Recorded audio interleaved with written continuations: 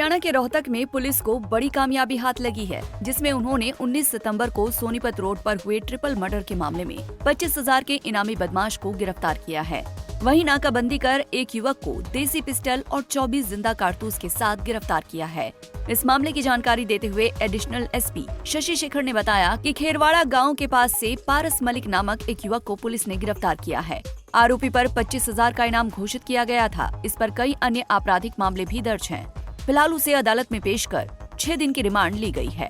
हत्याकांड से संबंधित पूछताछ की जा रही है कि इस हत्याकांड में और कौन कौन लोग शामिल थे। रोहतक पुलिस अधीक्षक श्री नरेंद्र बिजानिया सर के आदेशानुसार और दिशा निर्देश के अनुसार रोहतक में जो भी क्राइम हो रहा है उसको त्वरित गति से डिटेक्ट करने के लिए हमारा क्राइम टीम्स और सारे थाना का स्टाफ का प्रयास जारी था। तो उसमें कुछ सफलताएं प्राप्त हुए हैं जो आपसे शेयर करने के लिए ये प्रेस कॉन्फ्रेंस रखा है। तो पहला चीज़ है कि किसी मुकदमा में इन्वेस्टिगेशन के दौरान हमारा CAA 2 का इंचार्ज साहब जो है, जो एसआई सतीश जी जो मेरे साथ बैठा है, उनको सूचना मिला था कि कोई बड़ी मात्रा में वेपन्स किसी गाड़ी में जा रहा था। तो उस इंफॉर्मेशन के बेसिस पे हमारे CAA 2 टीम ने एक नाकाबंदी किया। इस नाकाबंदी के दौरान 8 देसी वेपन्स हम रिकवर किया, इंक्लूडिंग 24 जो लाइव राउंड्स है। तो ये रिकवर करने के बाद उसके बेसिस पे मुकदमा दर्ज हुआ PGIMS थाने में, और रिकवरी और जिससे हुआ उस बंदा अरेस्ट उसी मोमेंट पे अरेस्ट भी हुआ। और तो ये एक चीज़ है। और दूसरा जो बलियाना मोड़ पे जो लिकर शॉप पे ट्रिपल मर्डर हुआ था, तो उसका इन्वेस्टिगेशन और उसमें जो बाय नेम अक्यूज्ड है और डिस्क्लोजर में जिसका नाम आया है, तो उसको नैप करने में भी हमारा सारे क्राइम टीम्स का प्रयास जारी था। और उसमें भी CAA 2 team led by sub inspector Satish ji ने एक अचीवमेंट हासिल किया। तो उसमें पारस मलिक नाम का एक व्यक्ति जो है, जो सोनीपत का रहने वाला है, जिसके ऊपर 5,000 रिवार्डेड क्रिमिनल है रोहतक का और 20,000 सोनीपत का रिवार्डेड क्रिमिनल है। तो वो उनको गिरफ्तार कर लिया। उनका 6 दिन का रिमांड हमने कोर्ट से हासिल किया और पूछताछ और आगे का इन्वेस्टिगेशन प्रक्रिया दोनों केसेस में जारी है। तो हमारा प्रयास ये रहेगा कि कहीं पर भी कुछ रिकवरी हुआ वेपन्स का या ड्रग्स का, कहीं पर भी उसका पूरा चेन में जो भी इन्वॉल्व है, अगर कोई भी क्रिमिनल अरेस्ट हुआ तो उसको मदद करने में जो भी इन्वॉल्व है, उसका क्राइम को फैसिलिटेट करने में उसका इन्वॉल्वमेंट क्या है, ये भी प्रूव करना हमारा जिम्मेदार है। तो उस दिशा में सीनियर्स के आदेश अनुसार और डायरेक्शंस के अनुसार हम काम कर रहे हैं।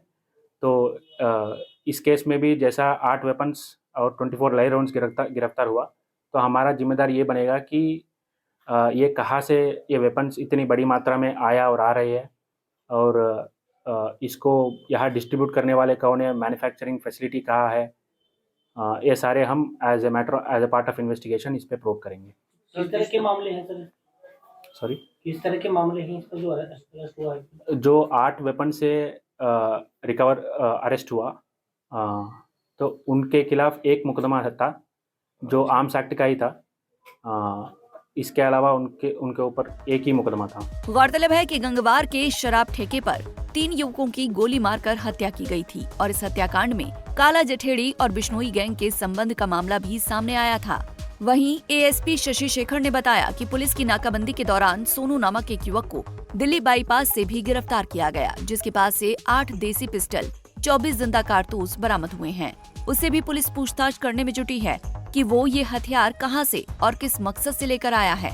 पुलिस प्रयास करेगी कि जहां से हथियार लिए गए हैं और जहां पर ये हथियार बने हैं, उन पर भी नकेल कसी जा सके।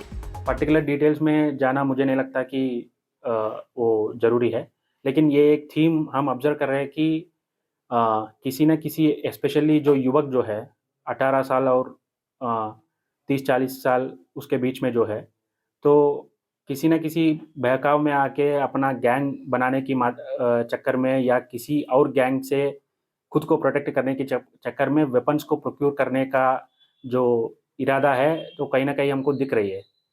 तो उस पे हम भी लगातार इन्फॉर्मेशन भी कलेक्ट कर रहे हैं, हमारा क्राइम टीम लगातार काम कर रहे हैं, उस काम करने के दौरान ही ये सफलता मिला है। लेकिन उस कैटेगरी का जो यूथ है उनको मैं यही कहना चाहता हूँ कि अगर आपको लगा कि किसी और से आपको थ्रेट है तो पुलिस का रिस्पॉन्सिबिलिटी बनता है कि आपको प्रोटेक्शन दे और आपका लिबर्टी और सेफ्टी एंड सिक्योरिटी का ख्याल रखे। और कहीं पर भी आपको अगर ऐसी इन्फॉर्मेशन मिली जिसके पास वेपन है, जो वेपन्स प्रोक्योर कर रहा है और प्रोक्योर करने की प्लानिंग में है, तो तुरंत आप संबंधित थाना क्षेत्राधिकार का जो थाना है वहाँ या हमारा क्राइम टीम्स को सूचना दें। हम ये सुनिश्चित करेंगे कि आपका जो नाम और डिटेल्स है वो सीक्रेट रहे और आपको कोई थ्रेट ना पहुंचाए और आपको भी इंसेंटिवाइज करने की प्लान हम करेंगे। ट्रिपल मर्डर केस में जो पारस मलिक को अरेस्ट किया गया है, उसका कितना रोल था, किस लेवल का रोल था, और जो गिरोह का सरगना जो है राहुल अलियास बाबा, उसका कितना करीबी रहा है? तो जैसे मैंने बताया, पारस मलिक जो अरेस्ट हुआ है तो उनके ऊपर ऑलरेडी 5,000 रुपीज़ का रोहतक पुलिस का एक रिवार्ड है और 20,000 रुपीज़ सोनीपत पुलिस का रिवार्ड है। तो इसका मतलब ये है कि इनका जो क्रिमिनल हिस्ट्री अगर आपने देखा जाए तो ये he is involve in many crimes. तो इनका एग्जैक्ट रोल क्या है ये मैटर ऑफ इन्वेस्टिगेशन है, तो अभी क्लियर नहीं हो पाए, इसलिए हमने 6 दिन का रिमांड भी लिया है, तो इसमें सारे चीज़ क्लियर कर देंगे। कोई वेपन भी रिकवर हुआ है? तो एट द मोमेंट वेपन कुछ इनसे रिकवर नहीं हुआ, लेकिन इतना क्लियर है कि इनका इन्वॉल्वमेंट इसमें है। रिसेंटली क्राइम ब्रांच दिल्ली में एक रेड कंडक्ट की थी, उसमें इनका साथी अंकित वाल्मीकि रोहतक को अरेस्ट हुआ दिल्ली में, और बताया गया राहुल बाबा के काफी नजदीक थे, बट वो निकल गया। कोई और इनपुट इस बारे में? तो इसके बारे में अभी शेयर करने लायक इनपुट कुछ नहीं है। इस तरह के जो और भी क्रिमिनल अरेस्ट करने बाकी है, क्योंकि इनसे जुड़ी हुई चैन जो आपको लगती है कि कोई जुड़ी हुई चैन है? यही है, ये सिर्फ इस क्राइम को मैं सीमित नहीं रखना चाहता हूँ। कई सारे क्राइम्स है जहाँ हम ये देखने के लिए मिलती है कि कोई क्राइम करेगा, हीनस क्राइम करेगा और पुलिस से भागने की प्रयास करेगा, और उस प्रयास में कई सारे लोग मदद भी कर रहे हैं। कुछ लोग पैसे दे के मदद कर रहे हैं, कुछ लोग व्हीकल दे के मदद कर रहे हैं, कुछ लोग अपना शेल्टर दे के मदद कर रहे हैं। तो कानून के मुताबिक जो लोग भागते हुए क्रिमिनल को, खास तौर पे जो क्रिमिनल गैंग बना हुआ है, तो उनको जो मदद करेगा, जो हैबिचुअल ऑफेंडर है उनको जो मदद करेगा, वो भी इसके लिए जिम्मेदार रहेंगे as per law. ASP Shashi Shekhar की माने तो आजकल बदमाश युवाओं को अपने जाल में फंसाकर गैंग बना रहे हैं। इसके लिए सोशल मीडिया को भी जरिया बनाया जा रहा है। ऐसे में पुलिस की टीमें सोशल मीडिया प्लेटफॉर्म पर भी नजर बनाए हुए हैं। जो भी इस तरह की गतिविधियों में शामिल होगा उनके खिलाफ सख्त कार्रवाई की जाएगी। उन्होंने अपील की है कि अगर कोई क्राइम होने से पहले सूचना मिलती है तो वो तुरंत पुलिस को दें ताकि अपराध होने से रोका जा सके। रोहतक से दीपक भारद्वाज, पंजाब केसरी टीवी। हमसे जुड़े रहने के लिए हमारे YouTube चैनल को सब्सक्राइब करें और नई वीडियो की नोटिफिकेशन के लिए बेल आइकॉन को दबाएं। अगर आप ये वीडियो Facebook पर देख रहे हैं तो लाइक जरूर करें और ज्यादा से ज्यादा शेयर करें। धन्यवाद।